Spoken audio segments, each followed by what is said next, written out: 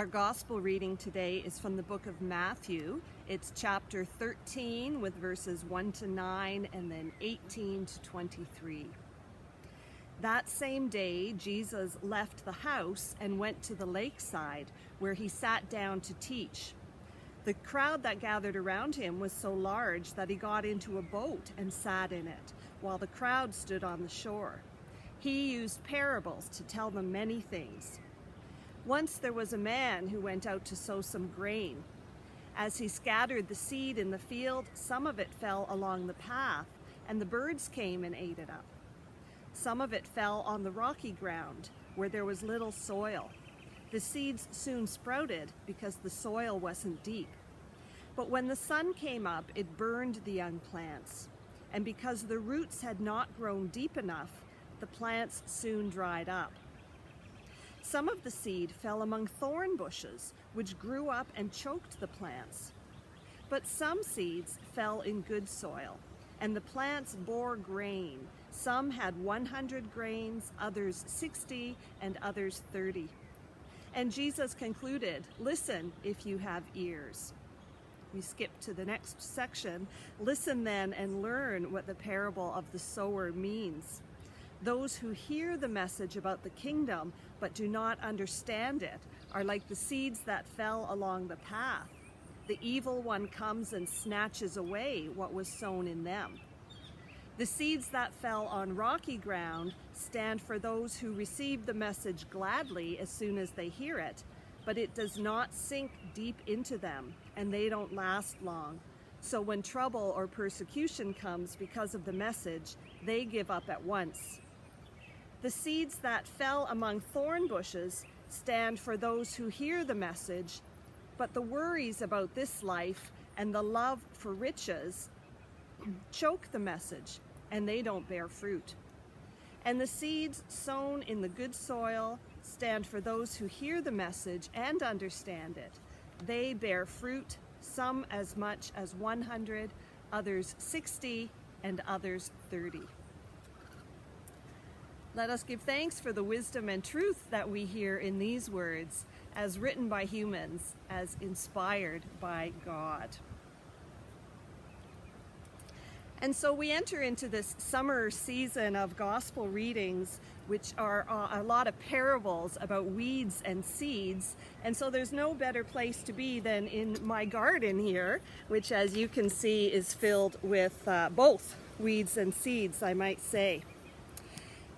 I can really relate to this story as told by Jesus about keeping up on the weeding, because I always reach a point where the weeds win out and I throw in the trowel. At that point, my garden becomes a jungle.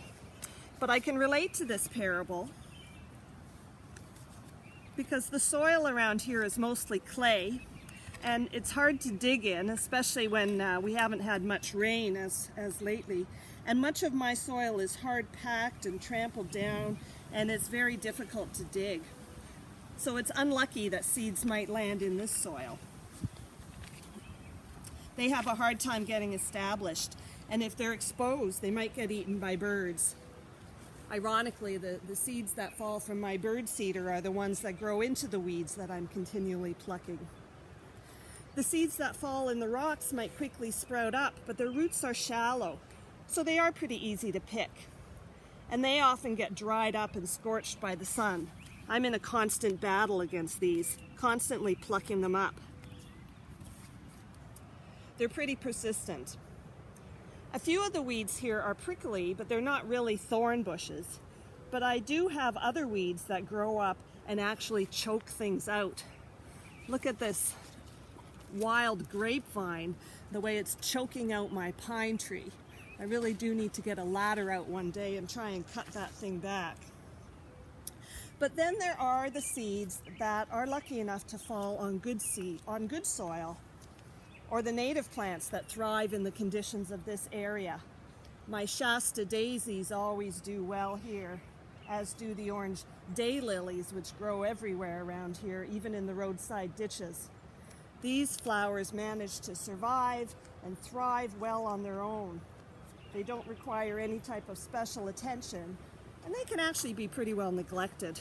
They're quite self-sufficient. So that's the little tour of my garden.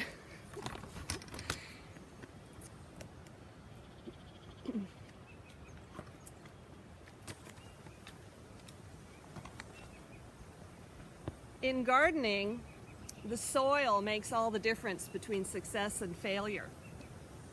Good soil doesn't usually happen by accident, as any farmer or gardener knows. It takes hard work cultivating it and adding nutrients and compost and fertilizer, regularly tilling it to remove rocks and let in the air, and breaking up the hard surface so that the clumps are broken up and the water can more easily seep into the roots. So as we think of this parable today, I invite you to think about how could we metaphorically become good soil? How are we receptive to new ideas, to new ways of doing things? How might we be nurturing and open rather than hardened and hard to get that shovel in? How might we let good things soak in rather than watching them drain away from our tightly packed surface? As good soil, how might we come to realize that sometimes being broken up and churned apart and broken apart and gently softened is what allows for the best growth? How about the seeds in this story? How can we find our place as seeds? Seeds represent the ultimate in potential. When you think of a tiny acorn that contains the future of an oak tree, seeds, although they all start off similar to one another, don't determine their own outcomes. This is entirely shaped by their surroundings. For better or for worse, seeds are influenced by external circumstances and conditions such as the soil and the weather. But they are also resilient, persistently growing in inhospitable places. Seeds don't give up easily. Just Google trees growing in strange places and you'll be surprised at the images that you'll see of how determined seeds can be. Within every tiny seed lies the potential and a powerful life force and huge opportunity for transformation. And for those who don't grow into their full destiny of being a tree or being a plant, is it so bad to have nourished the birds? To have served one's purpose by extending the life of another creature? Seeds themselves are equal. Some just have different end goals. And then we come to the sower in the story, the one who plants the seeds. Somewhat randomly, it appears in this parable.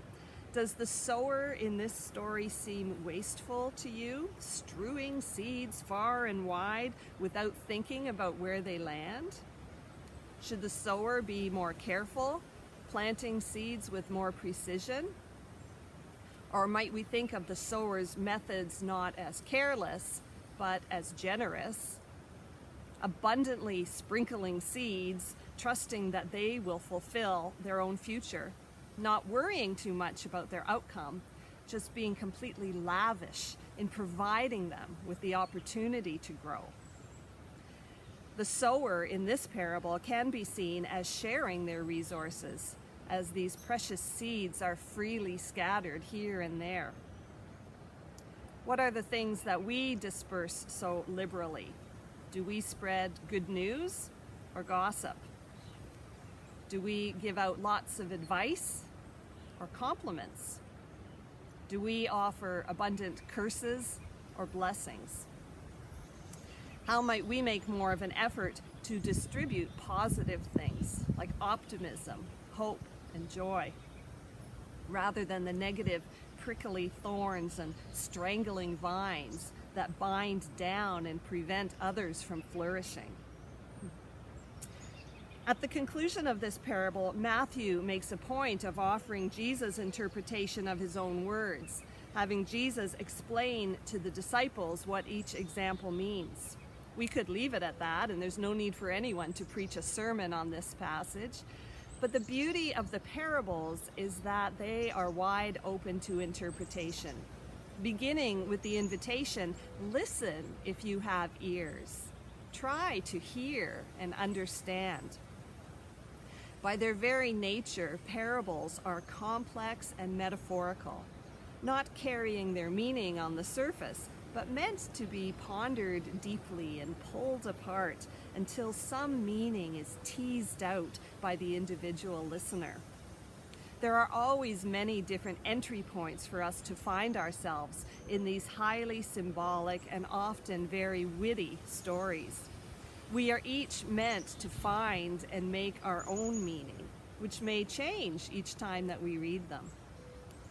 In this parable today of the sower, the seeds, and the soil, instead of putting ourselves in each role, we might instead see God as the generous sower, spreading grace, mercy, and love with abandon, or God as the soil, richly nurturing and influential in shaping our faith and allowing our lives to grow and develop.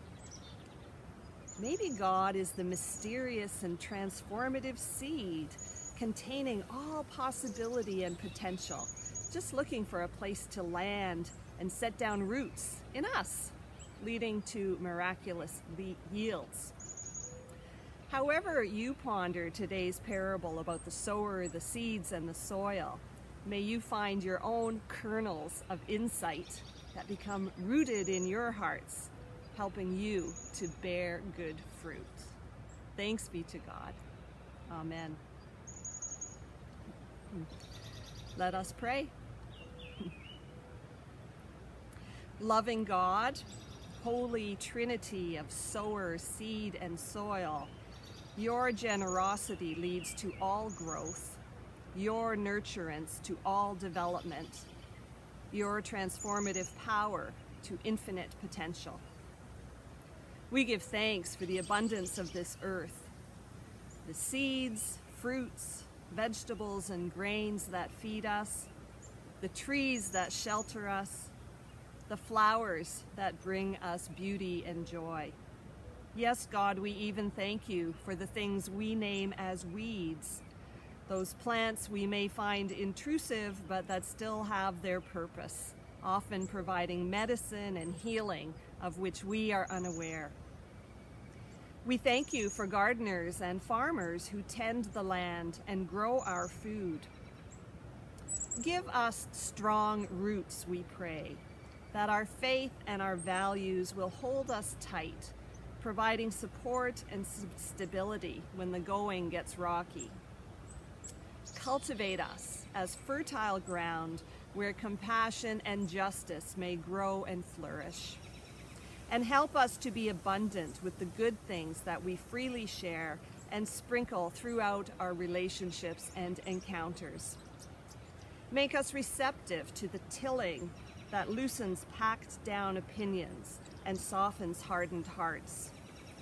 May we be replenished by your word and your wisdom as water quenching our parched souls. In this time of social upheaval, economic uncertainty, and political unrest, may the tender shoots of your goodness not be choked out by the thorns of this world.